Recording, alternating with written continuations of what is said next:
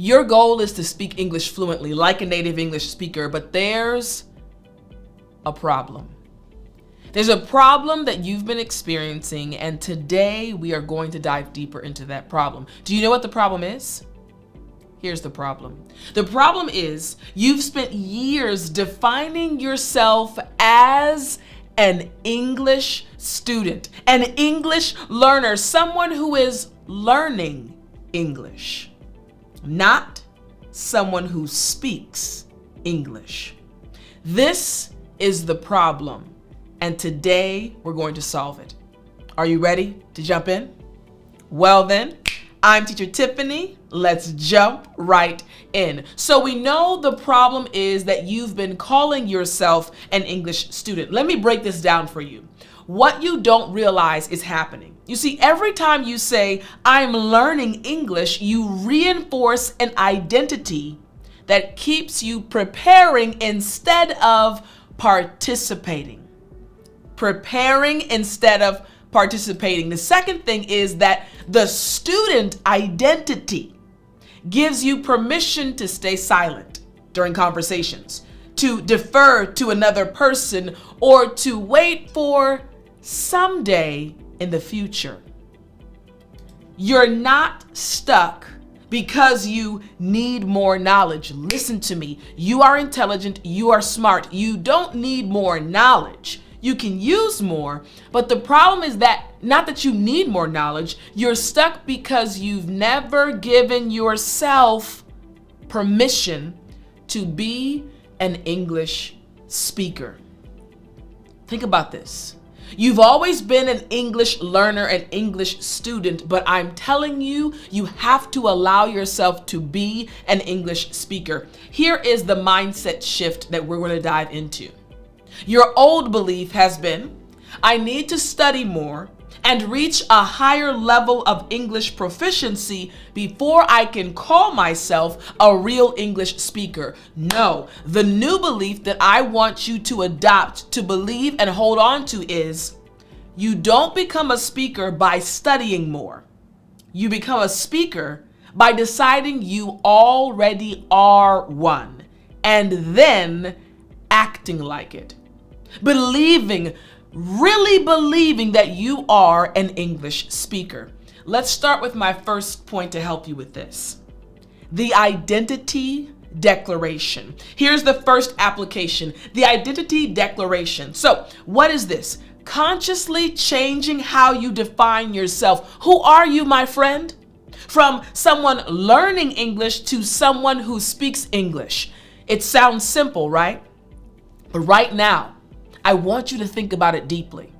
Do you see yourself as someone who's learning English or as someone who is a speaker, someone who speaks English? This is the first application, the identity declaration. Let's break this down even more. Why is this so important? You see, your brain will act in alignment with your identity. Who are you? Who do you believe you are? I personally am your English teacher. I love it. And everything I do is attached to that identity as it relates to teaching you English. I'm passionate about it. Why? I am an English teacher who cares about her students. Everything acts in alignment with my identity. Secondly, why this is so important. Students ask themselves, am I ready? But speakers ask, how can I contribute? When you go to a conversation believing that you are a speaker, you don't question, am I ready? You say, I'm a speaker, so I am going to say something. What am I going to say? How am I going to contribute? Third, the identity you hold determines the actions you take automatically. Isn't it interesting? My goal is to help you speak English more fluently, and I'm speaking about your mindset. It's not just the words that you know or the expressions you've mastered. It's also about your mindset. Number 4, you can't outstudy an identity problem. You have to out-declare it. I love it. You can't outstudy an identity problem.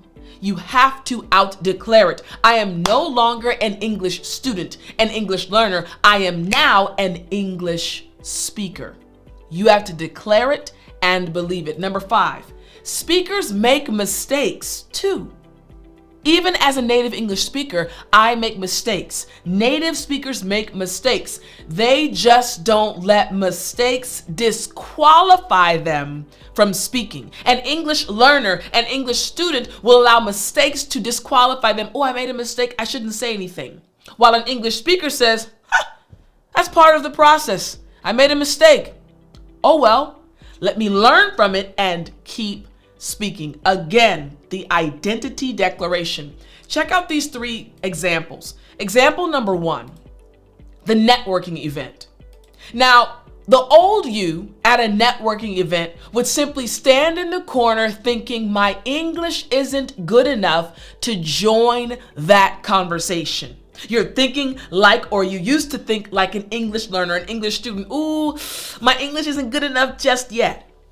Mindset shift. New you walks over, introduces yourself, and stumbles through a sentence because speakers speak even imperfectly. In this networking event situation, 2 types of individuals: English learner, English speaker. English learner, English speaker.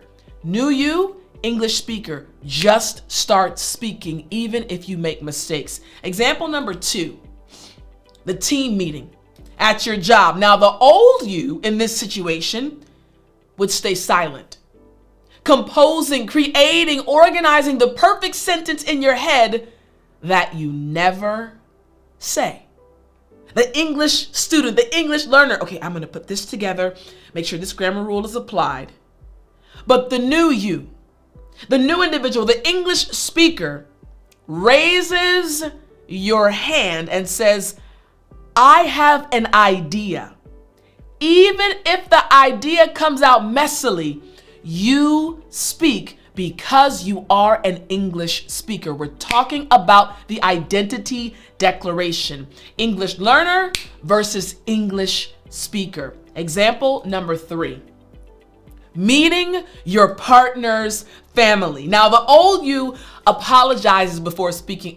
I'm so sorry, my English isn't very good. The old you lets people know, I'm not that good, I'm an English learner. While the new you, the English speaker, would say, hey, hello, just start talking. You're having a conversation, you're speaking because you're a speaker having a dinner, not a student being tested.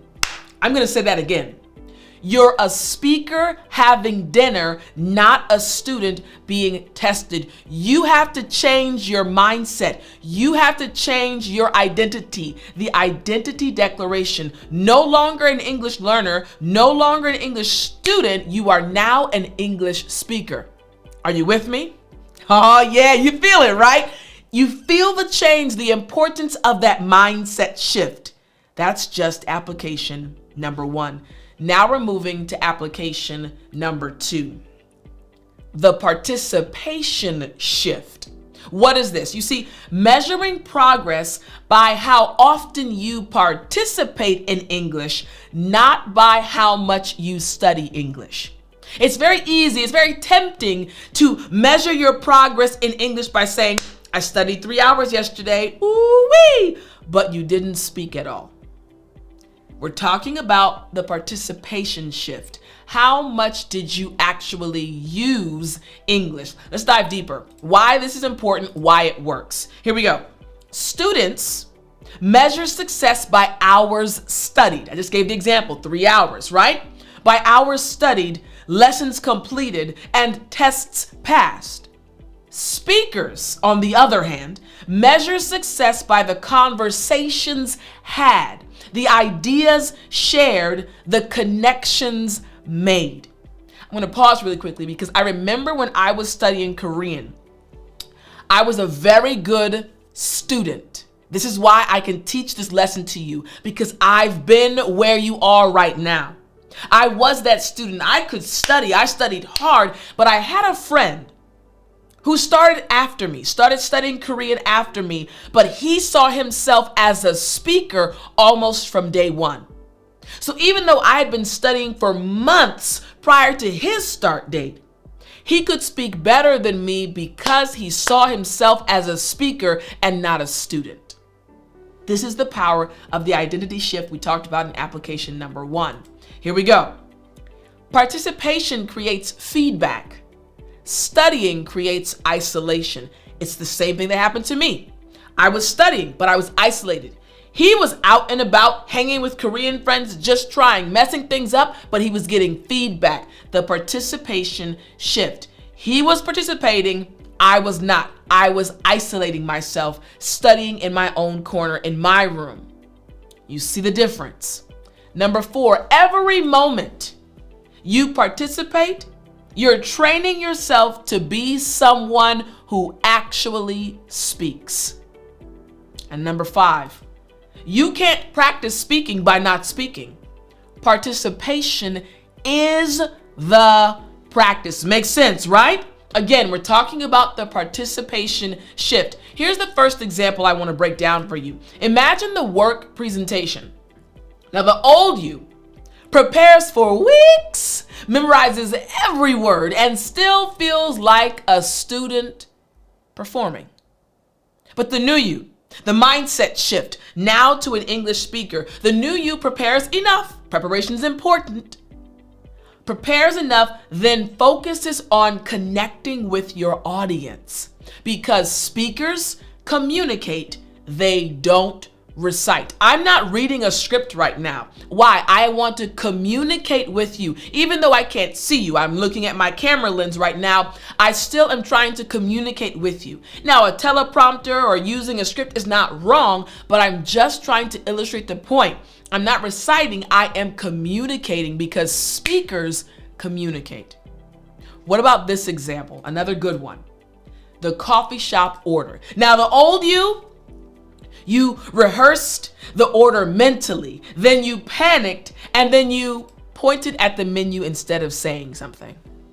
The old you, the English learner, the English student, but the new you, the English speaker, just says, I'll have a medium latte. Imperfect pronunciation and all, because that's what speakers do. Say it with me. That's what speakers do. Example number 3. The client call. Now, the old you would just email to avoid speaking at all. You don't want to get in a conversation. You're just nervous. You just send an email and don't make that phone call. But the new you, the English speaker, picks up the phone. Knowing you might stumble, hey, I'm going to make mistakes, but you pick up the phone because participating what? In real conversations is how speakers become better speakers. We're talking about the participation shift. You're now an English speaker and you're now ready to participate in conversations. Makes sense, right? Excellent. This leads us to our third application. Application number 3, the mistake reframe. The mistake reframe. What is this? Treating mistakes as evidence that you're actually speaking, not evidence that you're not ready to speak. Listen again. Treating mistakes as evidence that you're speaking, not evidence that you're not ready to speak. Making mistakes, that's going to be a part of actually speaking. We're human beings, we're going to make mistakes. Let me break this down a bit more. Why is this so important? Why is this application important for you? Number 1, students, English students, see mistakes as proof that they need to study more. Oh, I made a mistake. Let me hit the books again. Let me isolate. Let me be in this corner again. That's how students view mistakes. However, speakers, on the other hand, see mistakes as proof they're in the game. Hey, I used to play basketball, true story, back in high school and college. I made a mistake. You shoot the ball. Hey, I missed it, but at least I tried. Okay, I shot it that way this time. I need to change the angle a little bit next time. Proof that you're in the game. You're not on the sidelines. Number 3, The student asks, why did I make that error? Why did I do that? While the speaker asks, what did I learn from making that mistake? You see the subtle nuance? The student, the English learner says, why did I make that error? While the English speaker says, what did I learn from that mistake? Number 4, fluent speakers make mistakes constantly. They just like now, they just don't stop speaking because of them. I'm not going to edit out that pronunciation error, that misspoken word that just happened right now for me. Why? Because I'm proving this point to you. We just don't stop speaking because of the mistake. It doesn't ruin the lesson. It doesn't ruin the video. It's a part of speaking. And number 5, your mistakes aren't disqualifying you from speaking. Your silence is. Your mistakes are not disqualifying you from speaking. Your silence is. You have to keep speaking. Again, mistake reframe. We're reframing. This is the perfect time for this to happen. We are reframing the idea of mistakes. Example number 1, the grammar slip in a meeting. Now, the old you replays the mistake all night, feeling like a fraud. I can't believe I made that mistake. I can't believe I used the incorrect grammar all night thinking about it. The new you, the English speaker, barely notices.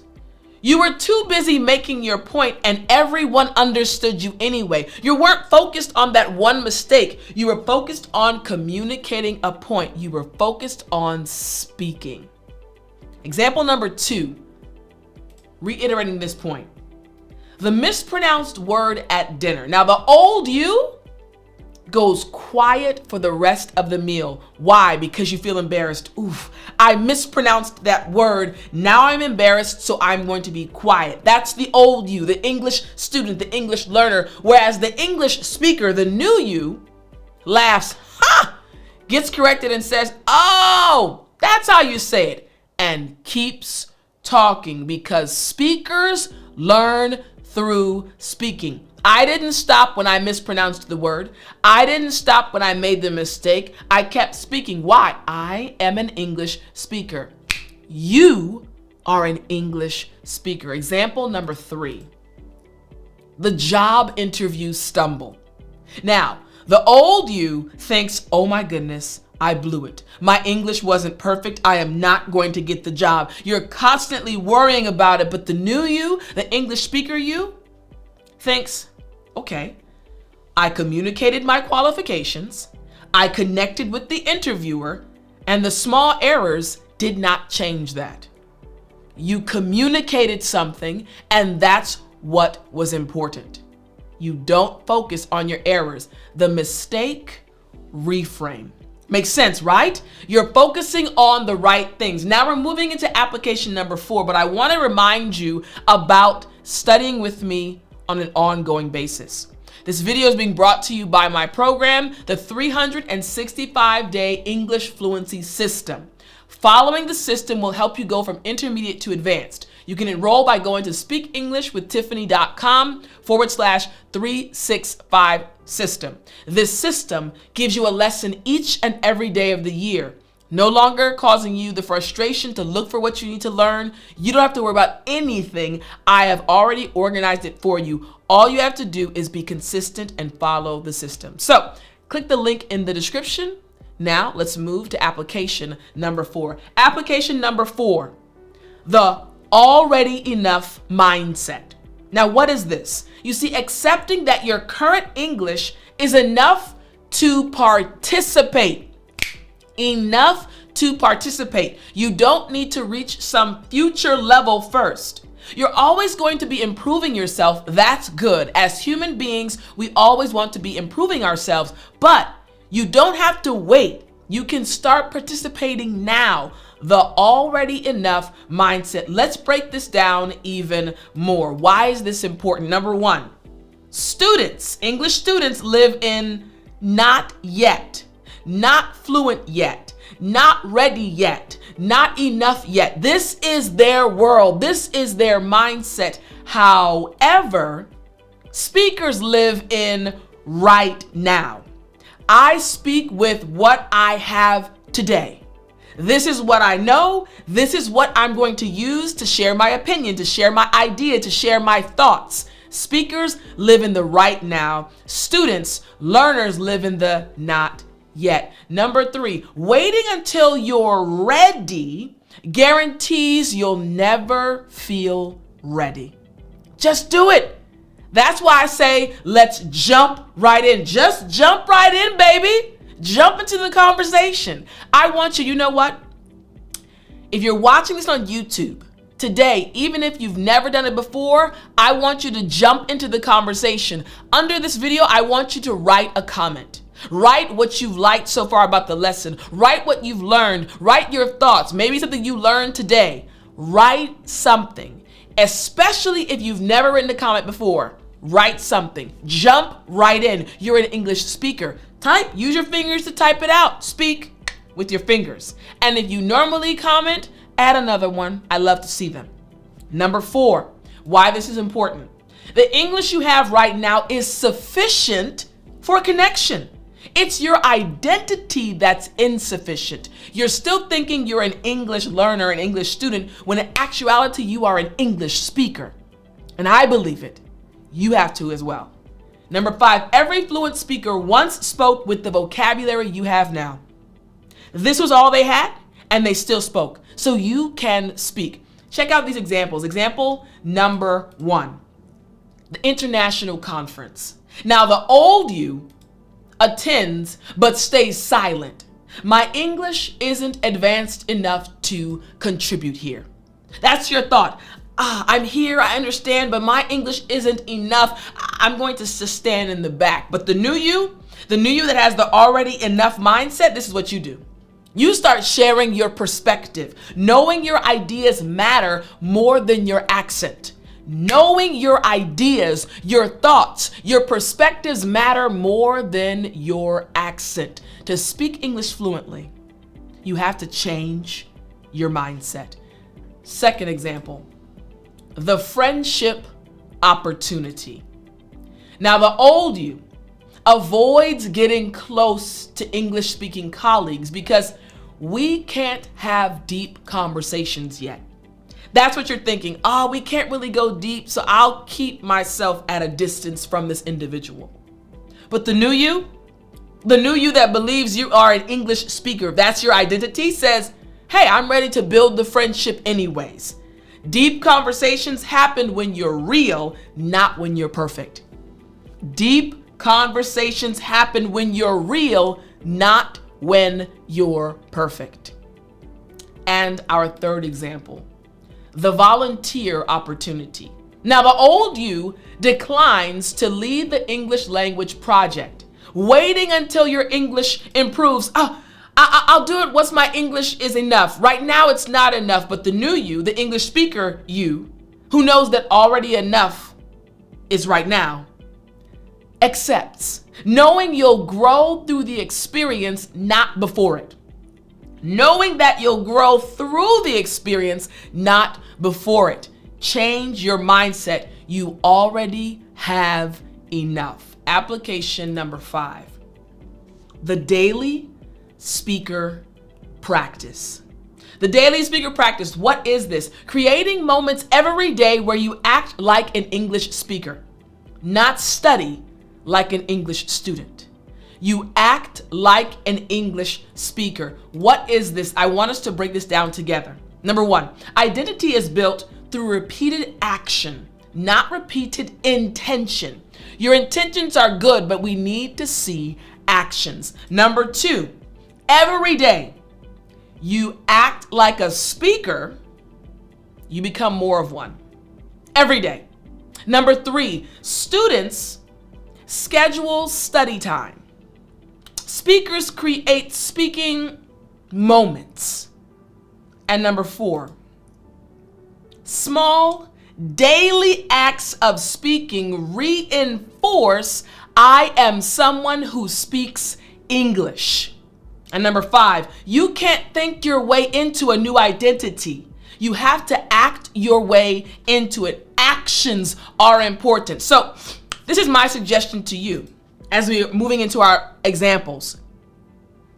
Study for 15 minutes a day. Then what you studied in that 15-minute period, spend the rest of the day using it. Use what you learned. Study for 15 minutes and then speak for 45 minutes. Speak for an hour. Speak throughout the day using what you studied. Change the order. Don't study for 3 hours and then speak for 15 minutes. Study for 15 minutes and then use what you learned. Example number 1. Number one is a powerful one. The morning routine. Now, in this situation, the old you listens to an English podcast passively while getting ready. This is good behavior. It's also student behavior. Just listening to a podcast, taking it all in, good behavior. But if you just do that, that is student behavior, while the new you talks back to the podcast, responds out loud, argues with points, summarizes what you heard. This is speaker behavior. Talk to yourself. Hey, I like that point he just made on the podcast. Or wow, she made a really good point. Talk to yourself. This is speaker behavior. Example number 2. The internal monologue. Now, the old you thinks through your day in your native language. You're thinking about your day, but it's in your native language, while the new you, the English speaker you, narrates your thoughts in English. I need to email Marco, then finish that report. Things like this are said in English, thought about in English, because speakers think in their language. Are you an English speaker or an English learner? If you're an English speaker, start thinking in English. Example number 3. The end of day reflection. Now, the old you reviews vocabulary flashcards. Great practice. It's still an English learner, English student practice if it stays there. But the new you records a 60-second voice memo in English about your day. Messy, imperfect, but spoken. Why? Because you're an English speaker. Listen to me. You have to change your mindset. You are no longer an English student, an English learner. You, my friend, are an English speaker. So going back to my point, instead of studying 45 minutes a day and speaking for 15, or studying for 3 hours and speaking for 15, I want you now to study for 15 minutes and then use what you learned for 45 minutes, for an hour, for 2 hours. Why? Because you are an English speaker. Again, if you want to study with me and follow my system where I teach you 15 minutes a day, don't forget to hit the link in the description. 15-minute lessons each day that will help you take the information and then speak for the rest of the day. Hope you enjoyed it, and I'll talk to you in the next lesson. Change my heart, oh God, make it ever true. Change my... You still there? You know what time it is. It's story time. Hey, hey, hey. I said it's story time. All right. I want to tell you this quick situation that happened to me because it's an example of supportive friends and the importance of being there for those you care about. I mentioned earlier in the lesson, right, that I am your English teacher. I know my identity. My identity is your English teacher, which means I am passionate about helping you. In this situation, the people knew their identity was Tiff's friend in this situation. So I was given the opportunity to give a presentation at my church about 6 to 8 months ago. And one of our elders at church said, Tiff, I would like you to give a presentation for the afternoon program. Would you be willing to? And I said, I'll pray about it. And God said, yes, Tiff, you can do it. So I gave a presentation all about developing a stronger relationship with God. So I told my friends and my family that I was going to give the presentation. And I have very supportive friends and a very supportive family. So my friends and my family members came to support me. We go to different churches, but they came to support me. And so I spent a long time preparing for this presentation, getting the visuals, getting the information. And during the process, I was actually talking to my friends on the phone, making sure the information would come across clearly, making sure that things were broken down properly. So when the day came to give the presentation, I felt comfortable. I had prayed about it. My friends gave me good feedback. My family gave me good feedback. So I was very comfortable. And when I saw them there, it also gave me an extra measure of confidence. But that wasn't it. As I was given the presentation, there were moments when I had to write things on a board. I had to put people in groups. I had to hand out papers. And I had not spoken to my friends prior to the presentation to let them know, hey, I have a lot of papers to hand out or I have things to write. As I was giving my presentation, there were 3 friends specifically, without me even asking them. One friend stood up and said, Tiff, I got you. Give me the papers. It was immediate. It was right in my time of need. I'm giving the presentation. People are looking at me. I have papers that need to be distributed to multiple people, and I was going to have to do it while also giving the presentation. My friend walked up front and said, I got you, girl. Took the papers, and immediately I didn't have to worry about that. I could continue giving the presentation while she was handing out the papers. Another part of the presentation, I needed to put people in groups, and I needed to write down their responses. So each group had a representative. So I'm trying to also give the presentation, write down answers, and another friend walks up and says, Tiff, do you want me to write that down for you, all the information? I said, thanks, sis. I give her the marker, she goes to the board, and I'm able to continue the presentation. My other friend, I'm asking questions, and there are times in a presentation when people are either too shy to respond, or they're still thinking about their answer, so there's kind of this awkward silence after a presenter has asked a question. One of my friends, who is actually an introvert and very shy, does not like speaking up in public, recognized there was an awkward silence, and I know her well enough. She raised her hand, and she said, Tiff, I have an answer, and she gave an answer. And I brought this to her attention later. I said, I know you're shy. I know you don't normally like talking in public. She said, yeah, but I want to support you. You are my friend. 3 friends. One handed out papers. One took the marker and wrote things on the board, and one saw that there was an awkward silence and helped me fill that silence by giving an answer. This is what true support is all about. Seeing a need and meeting the need in the moment for someone you care about. So this is something that I'll never forget, that situation, because each of them, they're very important to me, and I really appreciated them. I'm saying this because I want you to realize I am that to you. I want to be your person who supports you even before you realize it. You're on this English journey, and I know it's difficult. I know it's challenging sometimes, but I have your back. I will help you on this journey, these YouTube videos, if you're listening to the podcast, if you decide to join my 365-day English fluency system. I am here to support you on your journey, and I believe in you. Hope you enjoyed this story, and I'll talk to you next time.